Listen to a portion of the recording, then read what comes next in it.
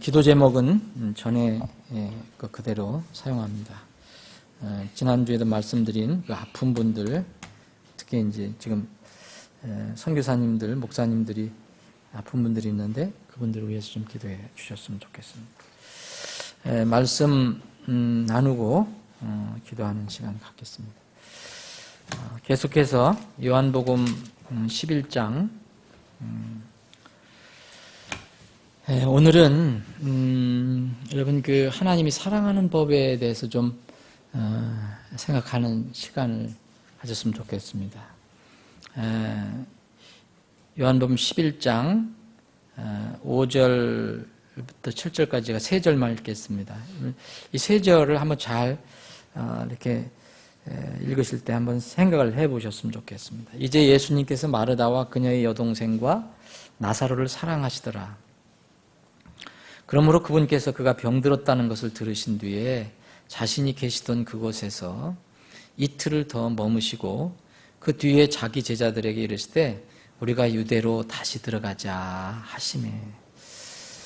저는 여기서 계속 이 말씀은 계속 연결이 되는 거지만 제가 더 계속 이렇게 연결해서 할 그런 범위가 안 될 것 같아서 여기를 끊었습니다. 그래서 5절부터 7절까지 저는 이 3절을 예수님의 사랑법이라는 제목을 달아봤습니다. 제가 이 제목을 여러분들에게 말씀드리는 것은 이게 정해진 게 아닙니다. 여러분들도 원하시는 대로 할 수 있어요. 제가 이렇게 하는 이유는 제가 어떤 걸 기억할 때 다 내용을 다 몰라더라도 5절부터 7절까지는 예수님의 사랑법이다. 그러면 저는 제 개인적으로 이것을 이제 묵상할 수 있는 근거가 되는 거죠. 그래서 예수님의 사랑법이라는 제목을 달아봤습니다.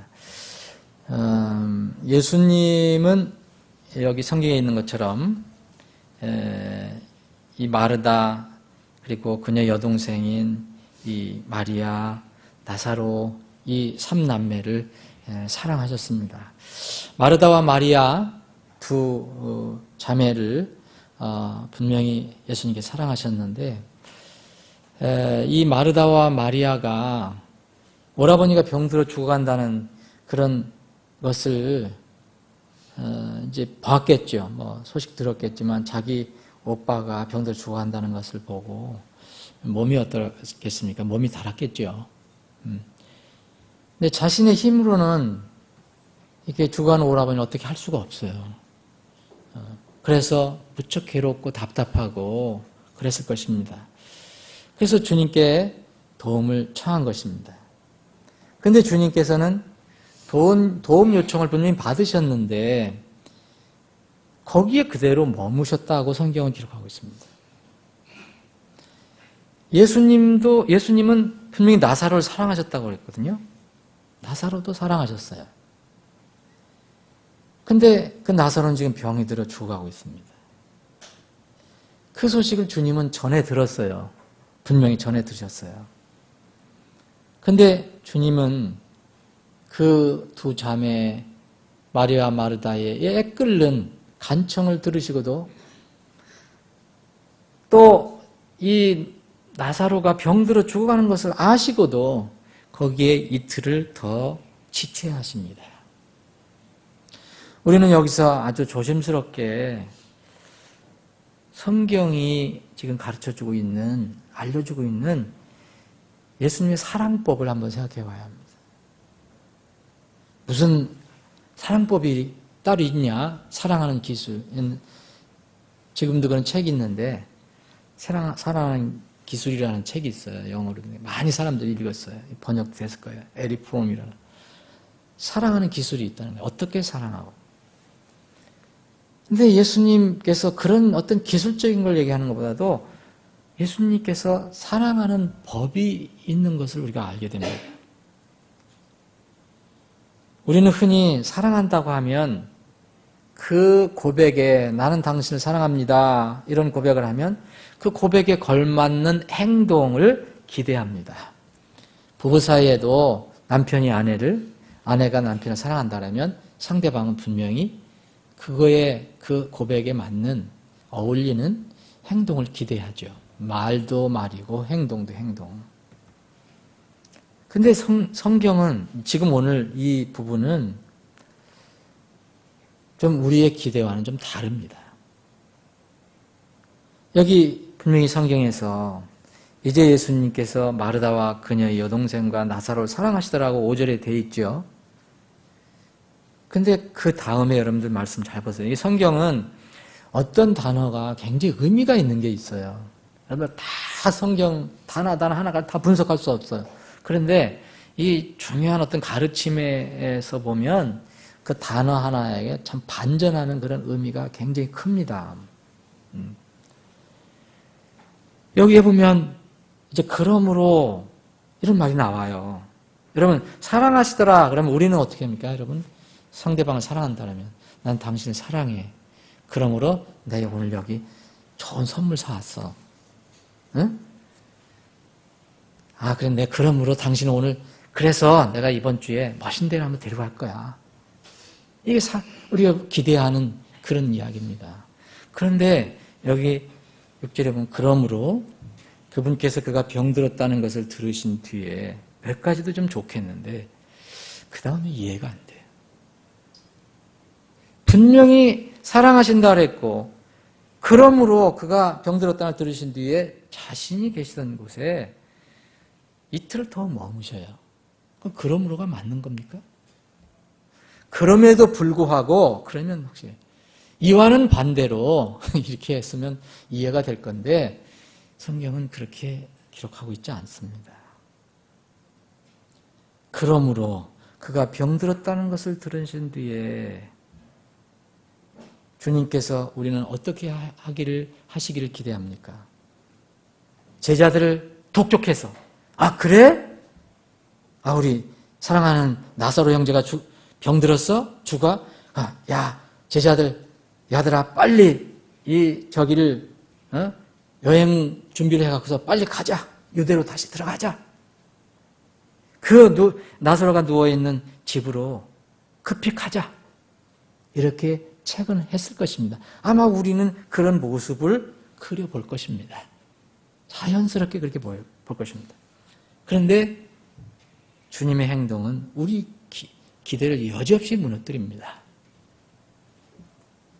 성경은 아무렇지도 않은 듯 성경 읽는 사람이 이해하기 어려운 내용을 거기 기록하고 있습니다. 다시 말씀드리면 그것을 이틀을 더 머무시고 그랬어요. 이틀 더 머무시고. 그런데 이 7절에 보면 5절, 6절, 7절 공부하는 겁니다. 그 다음에 뭐라고 되어 있습니까? 그 뒤에 영어는 then이 나옵니다. 그 뒤에 자기 제자들에게 예수님께서 우리가 유대로 다시 들어가자 하심에 이랬습니다. 자, 사랑하시더라. 그러므로 그 뒤에 이 세 말을 한번 잘 생각해 보시기 바랍니다. 예수님의 사랑법과 하나님의 사랑법과 세상의 사랑법은 항상 똑같지 않습니다. 세상의 사랑법은 아무개가 아무개를 사랑하더라.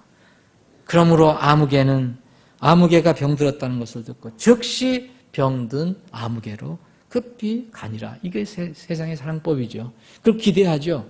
여러분 정말 어떤 사람이 그걸 듣고도 빈둥빈둥하게 이틀 동안 머물렀다 그러면 저 사람 관심도 없는가 봐. 사랑하는 사람이 아닌가 봐. 생각할 것입니다. 근데 주님의 사랑법은 우리 세상과 다르게 사랑하시는데 그러므로 이틀 더 머무시고 그 뒤에 제자들을 데리고 유대로 들어가자고 얘기했습니다. 사랑하시더라. 그러므로 그 뒤에 이 세 단어를 놓치면 이 요한복음 11장은 이해가 잘 안 됩니다. 어떠한 깊은 뜻이 있더라도 사람의 눈으로 볼 때 주님께서 마르다와 마리아에게 분명 늦은 것은 분명한 사실입니다. 이제 분명히 늦었잖아요. 이 사람들은 지금 하나님의 깊은 뜻을 모를 거 아닙니까? 분명히 두 자매가 기도를 했어요. 이거 지금 기도하는 거 똑같은 거죠. 우리 지금 조금에도 기도했잖아요. 또 계속 기도할 거고요. 두 자매가 기도한 겁니다. 그런데 어떤 여러분 지금 기도 응답을 늦게 하신 거예요. 다른 말로 하면 엉뚱한 답이 나온 거예요.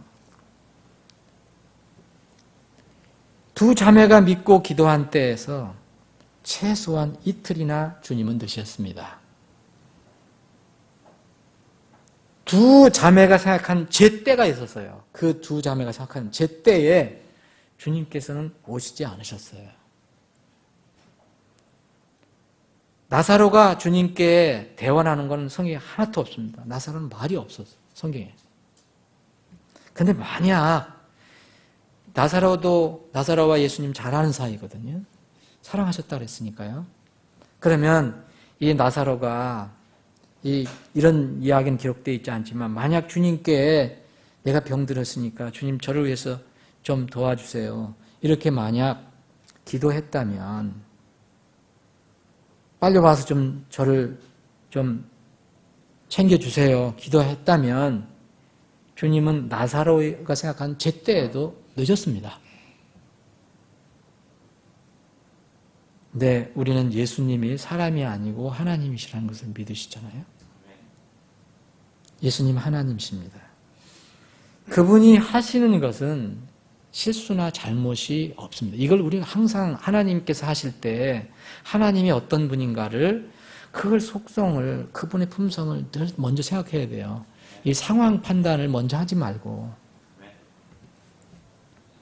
그분은 하나님이시라면 여러분들이 예수님이 하나님이시라는 것을 믿으면 하나님은 실수하면 하나님이 아니잖아요. 잘못하면 하나님 아니잖아요. 모든 것이 의롭고 거룩하신 분이라고 성경이 기록하고 있습니다.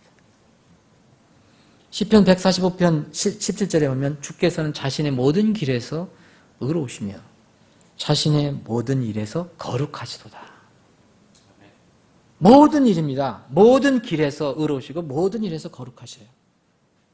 이런 말씀이 곳곳에 나와 있거든요. 시편 33편 4절에 보면 주의 말씀은 옳으며 그분의 모든 일은 진리 안에서 이루어진도다. 그분이 하시는 말씀은 하나도 어긋나는 게 없고 또 모든 하시는 일은 다 진리라는 거예요. 진리. 우리가 지난주에도 이제 성경 암송대에서 외웠던 신명기 32장 4절도 같은 말씀입니다. 그분은 반석이시고 그분의 일은 완전하니 그분의 모든 일은 공의이니라. 공의이니라. 그분은 진실하고 불법이 없으신 하나님이시니 의로우시고 바르시도다. 우리는 이러한 하나님을 모시고 있는 겁니다. 마리아, 마르다, 나사로는 이러한 하나님을 사랑하는 사이로 두고 있는 겁니다. 성경은 예수님께서 마르다와 마리아와 이 나사로를 사랑한다고 기록하고 있습니다.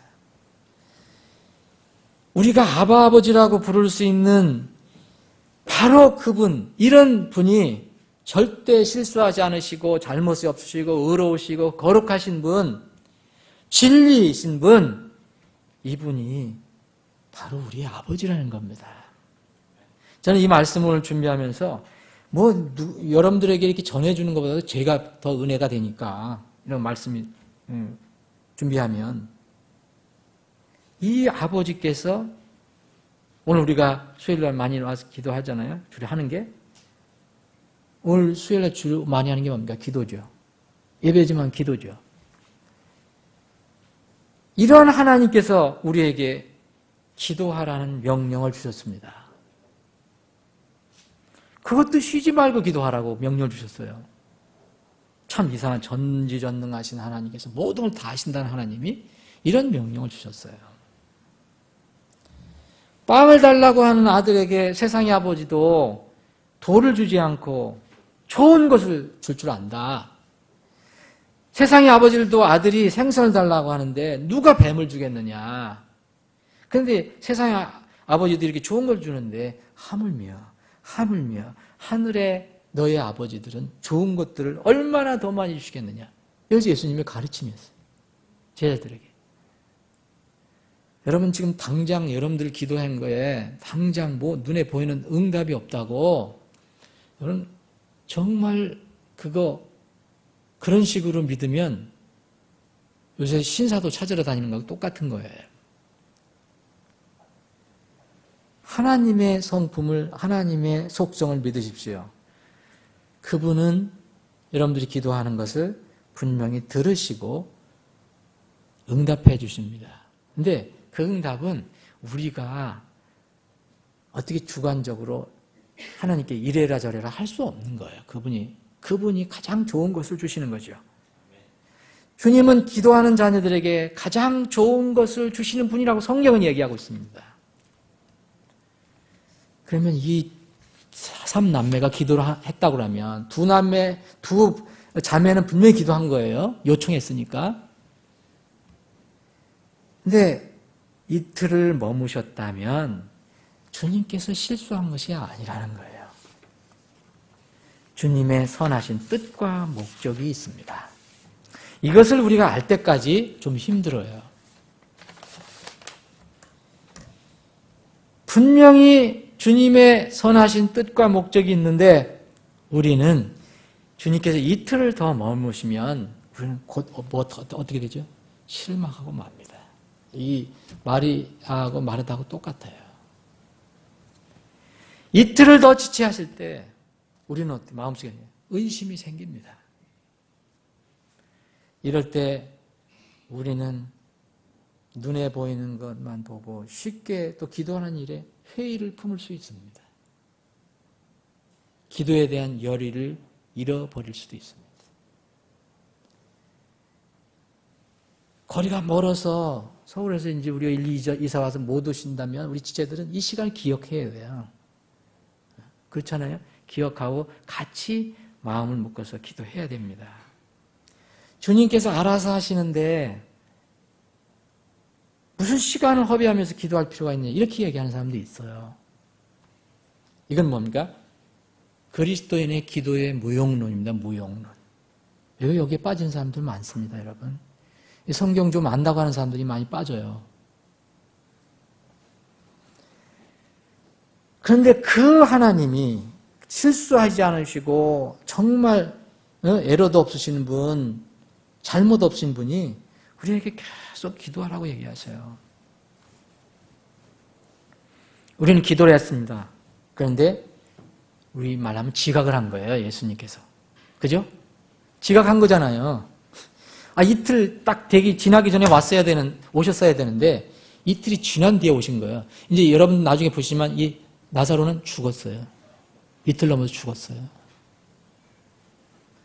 여러분 주님께서 지각하셨습니다. 근데 주님께서 지각하시는 경우 있습니까? 주님께는 지각이라는 말이 아무 의미가 없는 거예요. 주님께서 우리가 보기엔 주님 제때를 또 넘기셨네. 넘기시는 경우가 있습니까? 없습니다. 만약 있다면 주님께서 지각하시고 주님께서 제때를 넘기시는 경우가 있다면 그분은 완전한 하나님 아닙니다.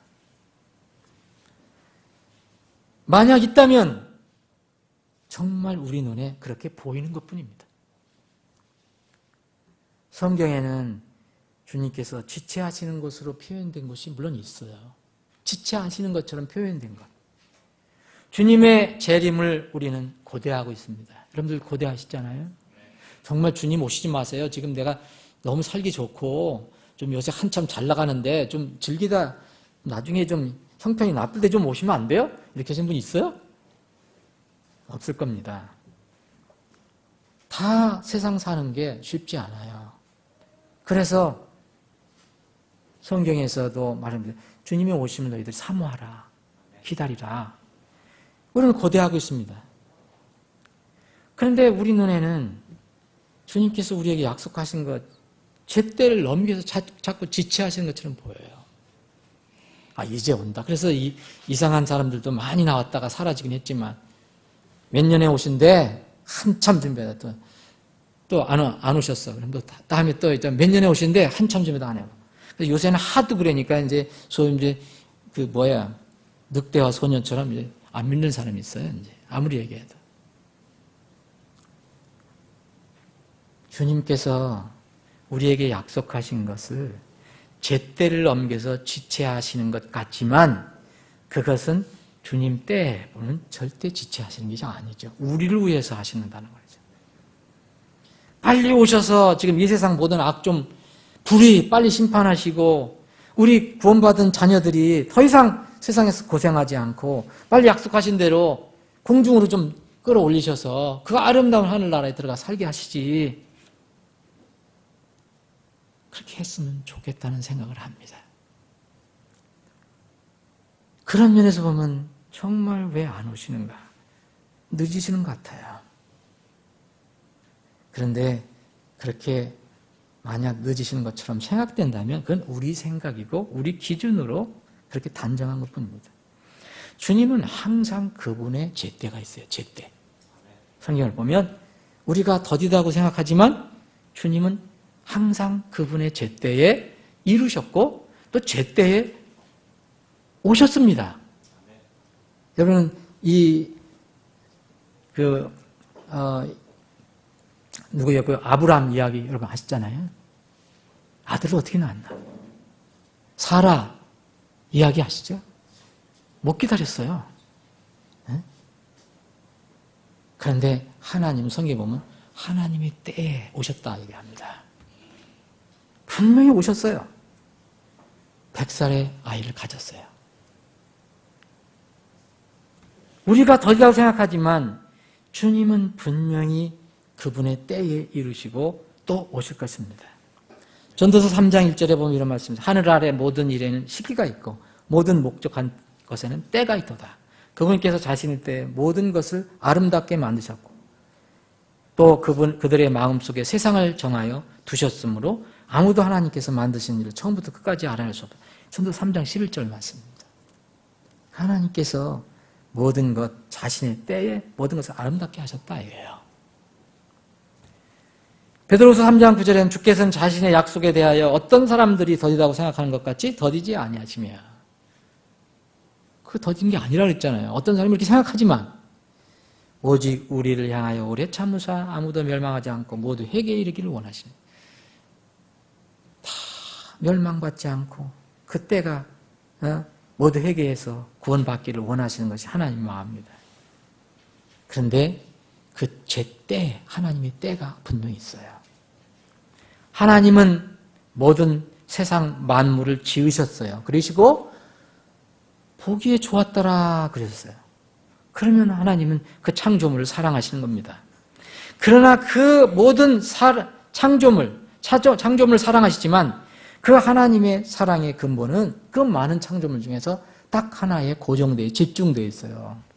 만약 하나님의 눈이 이렇게 집중되어 있다면 그것 하나에 집중되어 있어요. 무엇입니까 그것이? 돈일까요? 골드? 다이아몬드? 아닙니다. 사람들의 영혼이라고 그랬습니다. 사람들의 영혼. 하나님의 사랑은 하나님 당신의 형상과 모양 입은 지음받은 그 사람에서부터 사랑이 시작이 됩니다. 요한일서 4장 10절에 우리가 하나님을 사랑하지 않았으나 그분께서 우리를 사랑하시고 자신의 아들을 보내사 우리의 죄들로 인한 화해 헌물로 삼으셨습니다. 여기에 사랑이 있느니라. 사랑은 여기서부터 시작된다 그랬죠. 여기에 사랑이 있어요. 이건 뭡니까? 아들 예수 그리스도를 희생제물로 우리 죄들을 위해서 화해 헌물로 보내신 거. 그래서 사람의 혼은 하나님께 지으신 다른 모든 세상 만물 다 합쳐도 중요하지 않습니다. 오늘 2번 제가 상담을 했는데, 구원 상담했는데, 2번 공교롭게도 다 그 말씀이 나왔어요. 사람들이 이걸 알면 얼마나 좋을까? 사람이 만일 온 세상을 얻고도 자기 혼을 잃으면 그에게 무슨 유익이 되겠느냐? 온 세상하고 한 혼이에요. 사람들은 이해가 안 되죠. 하나님의 마음은 어떻습니까?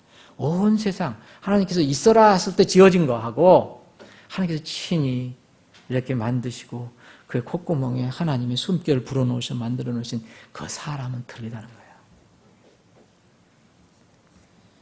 이 진리를 우리는 구원받을 때 알았어요. 이 모든 세상보다 대한 혼이 더 중요하구나, 하나님께는. 그래서 나를 위해서 이게 당신의 아들까지도 저렇게 처참하게 피 흘려 죽게 대속제물로 주셨구나. 이 진리를 우리는 구원받을 때 알았습니다. 오늘 한 혼이 분명히 이 진리를 고백하고 구원받았어요. 그러면 우리는 그 진리 안에서 이제 하나님을 하기 시작하는 겁니다. 이 진리 안에서 경배를 시작하는 거죠. 요한복음 4장 24절에 하나님은 영이시니 그분께 경배하는 자들이 반드시 영과 진리로 그분께 경배할지니라. 이걸 모르고 이 진리 안에 들어와 있지 않은 것은 경배가 아니죠.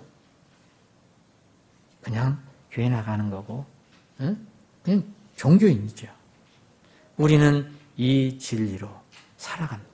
그래서 이것을 알게 된, 정말 하나님의 사랑을 알게 된, 이 하나님이 왜 이렇게 사랑하시는가. 여러분 이게 나중에 알게 되잖아요. 이틀 머무르셨던 것은 뭐냐면 이 진짜 사는 게 뭐냐. 마르다 마리아 구원받았지만 아직도 부활의 진리에서는 확실히 몰라요. 그래서 정말 사는 거는 영원히 사는 걸 얘기한다. 죽었다가 다시 살아나서 영원히 사는 걸 얘기한다. 몸으로 그냥 잠깐 사는 걸 얘기하는 게 아니다. 그걸 가르쳐 주려고 이틀 더 머무셨거든요. 예수님은 얼마든지 가셔서 이틀 전에 가셔서 이 나사로를 이렇게 세울 수 있어요. 그런데 부활의 진리를 가르쳐 주려면 어때요? 사람이 죽어야 되잖아요. 이틀 후에 죽었습니다. 예수님과 도착했더니 벌써 죽은 지 나흘 됐다 그랬어요. 썩어서 냄새가 난다 그랬어요. 우리는 예수님께서 왜 이것을 가르쳐 주시려고 했는가? 우리는 이 진리를 알았잖아요, 이제. 우리가 구원받는 게 뭐냐? 생명을 얻는 게 뭐냐? 그러면은 이 진리는, 이런 진리, 하나님께 주신 우리 진리는 절대 우리는 이 진리를 대항해서는 이제 못 살아가는 거예요. 어떤 일도. 그래서 고린도후서 13장 8절에 보면 이런 말씀입니다. 우리는 진리를 대적하는 어떤 일도 할 수 없다. 오직 진리를 위해서만 할 수 있다. 우리 삶이 그겁니다. 계속해서 이 나사로가 이렇게 죽었다가 살아나는 이 부활에 관한 진리를 계속 나누겠습니다. 다음 주에는 7절부터 공부하겠습니다. 제가 기도하겠습니다. 여러분들이 가지고 나오신 기도 제목을 주님께 아뢰고 교제하시고 돌아가시기 바랍니다. 아버지 하나님, 은혜를 감사합니다. 저희들 무엇이간데 이처럼 사랑해 주셔서 우리가 먼저 하나님을 사랑한 것이 아니고 우리가 하나님을 대적할 때, 하나님을 모르고 있을 때 하나님께서 먼저 우리를 사랑해 주셔서 하나님의 자녀로 삼아 주셨습니까? 참으로 이 사랑의 신비는 참으로 우리 머리는 다 이해할 수 없습니다. 우리의 그 무서운 죄를 다 처리해 주시기 위해서 독생자 아들 예수 그리스도, 태초부터 계셨던 그 말씀 하나님을 우리 죄를 위해서 죄값으로 십자가에 못 박게 내어주신 아버지의 사랑을 우리 머리로는 다 이해할 수 없습니다. 그러나 저희들은 그 사랑을 선물로 받았습니다. 참으로 감사를 드립니다. 이 사랑을 전하고 나누는 것이 이제 우리의 남은 삶임을 고백합니다. 아버지 하나님, 때로는 우리가 살아갈 때 하나님의 자녀지만 사랑의 하나님께서 우리를 향해서 하시는 일이 이해가 되지 않음을 솔직히 고백합니다. 마르다와 마리아도 도저히 이해할 수 없었습니다. 이틀이 지난 뒤에 동생 나사로가 죽은 뒤에 예수님 오신 것을 이해할 수 없었습니다. 그래서 항의까지 했습니다. 그런데 하나님은 실수하시지 않는 하나님, 잘못하시지 않는 하나님, 여전히 끝까지 하나님의 사람들을 사랑하시는 하나님이심을 믿습니다. 오늘도 이 말씀, 짧은 말씀이지만 묵상하며 이런 하나님이 우리의 아버지가 되신 것을 감사드리며 찬양을 드립니다. 어떤 상황에서도 하나님을 찬양할 수 있는 저희들은 무엇인가를 가지고 있습니다. 아버지 하나님, 우리의 기도를 들어주시기를 원하신 하나님, 이제 구하면 주신다고 약속하신 주님, 찾으면 찾을 것이라고 약속하신 주님, 두드리면 무엇인가 열릴 것이라고 말씀하신 주님께 머리 숙여 기도합니다. 주님, 저희들은 주님의 성품을 믿습니다. 의심하지 않습니다. 우리가 우리 사랑하는 지체들이 기도하는 제목을 응답하시고 하나님의 그 때, 제때 이 하나님의 완전한 뜻 가운데서 이루어 주시기를 원합니다. 우리 교회를 향한 기도 제목도 있습니다. 주님, 이제 서울을 떠나서 이곳에 와서 저희들이 아직은 힘이 미약합니다. 주님, 이곳으로 저희들을 불러주시고 여기에 모임처를 세워주신 이유와 목적이 분명히 있습니다. 주님, 그 이유와 목적을 분명히 저희들이 인식하고 그 주님의 뜻을 따라 저희들이 부지런히 일함으로 이곳에 참으로 혼들이 많이 구원받고 주님의 영광을 바라볼 수 있는 그런 역사가 많이 일어나게 하시길 간절히 원합니다. 아버지 하나님, 특별히 육신의 질고 가운데 있는 분들을 위해 기도합니다. 주님, 우리는 할 수가 없습니다. 주님, 키스피스 목사님 피부암, 목의 피부암을 꼭 치료해 주시길 원합니다. 브루스 라스크 목사님 뇌혈로 지금 쓰러져 있는데 주님께서 치료해 주시고 일어 세워주시기를 간절히 원합니다. 우리 교회 사랑하는 이제 지체들 중에서 특히 어르신들 중에서 이 연약한 분들이 있습니다. 조성남 어르신 고혈압, 당뇨를 치료해 주시고 김양춘 어르신 그 머리에 그 뇌수술 후유증이 절대 나타나지 않도록 끝까지 지켜주시길 간절히 원합니다. 아버지 하나님, 우리 사랑하는 지체들 이제 생업도 주님께서 살펴주시길 원합니다. 사업이 잘 되고 또 직장이 순조로워야만 또 가정도 평안해지고 섬기는 교회도 잘 섬길 수 있습니다.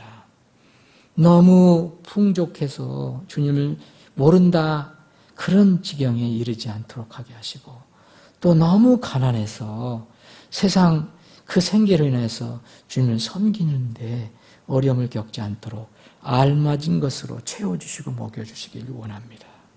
아버지 하나님, 오늘 특별히 이 시간에 나와 함께 기도하는 비록 오늘 적은 수가 모였지만 이 주님의 백성들의 기도를 들어주시기를 원합니다. 그 마음에 품고 있는 기도를 들어 응답해 주옵소서. 거룩하신 예수님의 이름으로 기도하옵나이다. 아멘.